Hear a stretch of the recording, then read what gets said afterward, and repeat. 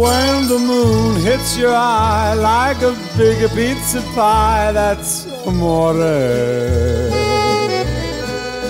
When the world seems to shine like you've had too much wine, that's amore.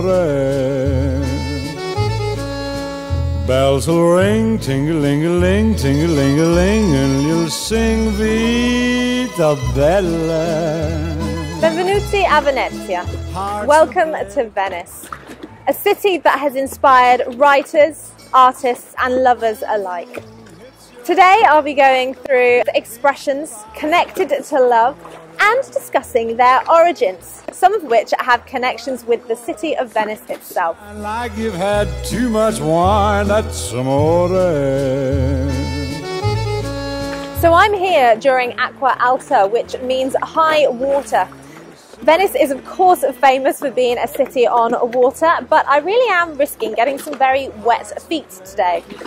So why don't you join me on a tour of Venice while I explain the origins and meanings of some of our most famous idiomatic expressions in English, all connected with love.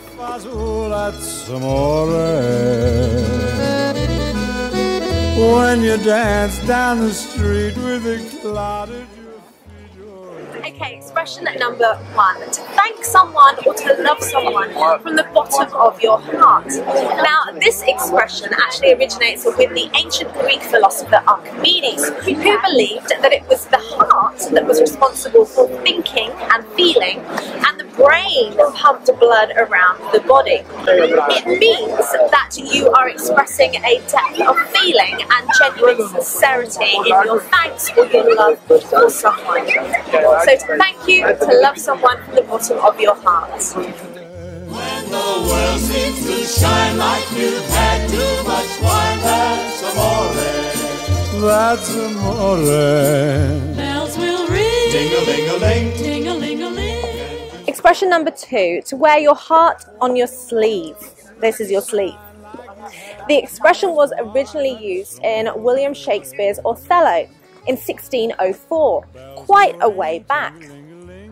It was used by Iago to express his desire to show himself as honest, faithful and true. To wear your heart on your sleeve implies a sense of openness. However, there are some suggestions that the expression originated as far back as the Middle Ages, when knights used to wear coloured ribbons on their sleeve to show which lady they supported and fought for. So, to wear your heart on your sleeve. Down the street with a cloud at your feet, you're in love. When you walk in a dream, but you know you're not dreaming, signore. At number three, to fall in love. Why is it that we say fall in love and not rise in love? To fall implies a sense of a fear of the unknown. Many of the symptoms of falling in love, that initial realization that you are falling for somebody, can be very negative. Insomnia, dizziness, lack of concentration, butterflies in your stomach, a sense of feeling unwell. And that is why we say to fall in love and not to rise in love. Bells will ring, ting-a-ling-a-ling, ting-a-ling-a-ling, and you'll sing Vita. Okay, expression number four, to have a crush on somebody. This is often associated with teenagers, and it means to have an infatuation, a strong desire for somebody, to really like them. I wouldn't say that it's love, but it could potentially become love. Crush, the original meaning, no longer used in this way, originates back as early as the 1800s. The term comes from the idea of an entanglement at a social gathering or dance, to crush, to be entangled with somebody. So there's the meaning of that, to have a crush on someone. Scusa me, but you see, back in old Napoli, that's amore. Behind me, the Bridge of Sighs, a very popular tourist attraction to come and take photos, so it's rather busy. So the Bridge of Sighs is incredibly famous because it was the point that prisoners went across from prison to the Doge's palace where they were executed. So the name the Bridge of Sighs comes from that last breath of life taken before their execution. Not a particularly nice history. So my next expression, number 5, love is blind. Another expression coined by William Shakespeare and in fact used in many of his plays, including The Merchant of Venice. Now the expression love is blind does make a lot of sense, really. Often when we fall in love, our sense of logic and reason goes out the window. In fact, in 2004, the University College of London found evidence to support the idea that the logical part of our brain is actually suppressed when we fall in love.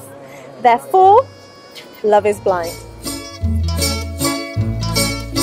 When the moon hits your eye like a big pizza pie, that's amore. When the world seems to shine like you've had too much wine, that's amore.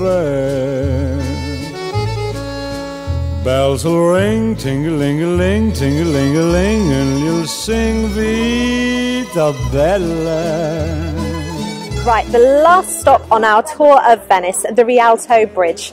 As you can see, one of the biggest tourist attractions in Venice, as it is in fact the first bridge to have been built across the Grand Canal, one of 4. It was originally constructed in the 12th century as a pontoon.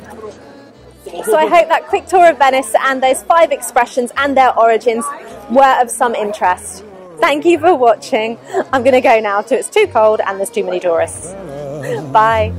When the stars make it blue just like pasta fazool, that's amore.